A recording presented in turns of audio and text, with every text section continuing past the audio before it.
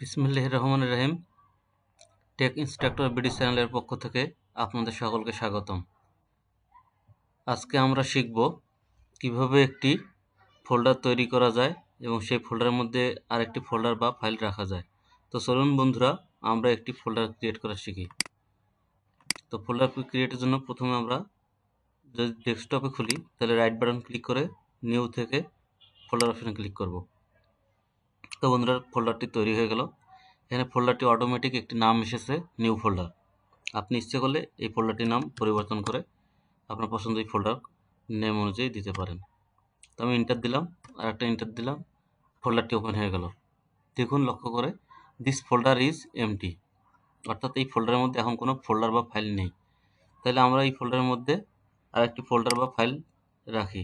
তো সেক্ষেত্রে আবার নিউ থেকে ফোল্ডারে ক্লিক করলে আরেকটি ফোল্ডার হয়ে গেল। তো আমরা এই ফোল্ডারের নাম নিউ ফোল্ডারে রাখলাম। ঠিক এই ফোল্ডার ওপেন করলাম, এই ফোল্ডারের মধ্যেও কিছু নেই। তাহলে চলুন আমরা এই ফোল্ডারের মধ্যে একটি ফাইল রাখি। তো আমরা এখান থেকে মাইক্রোসফট ওয়ার্ড ডকুমেন্টে ক্লিক করলাম।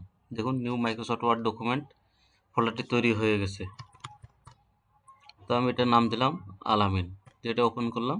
ওপেন করার পর এই এমএস অফিসে মধ্যে আমি কিছু লিখে সেই ফাইলটি সেভ করে রাখতে পারবো।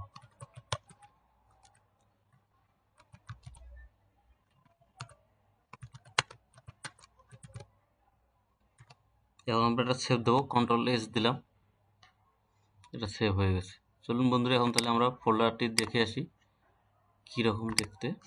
এই যে আমাদের ফোল্ডার আলামিন, এর মধ্যে আর একটি ফোল্ডার আছে নিউ ফোল্ডার, এর মধ্যে আমাদের ফাইলটি আছে। তো এবার এটার উপর ক্লিক করলে আপনার ফাইলটি ওপেন হবে। সো বন্ধুরা,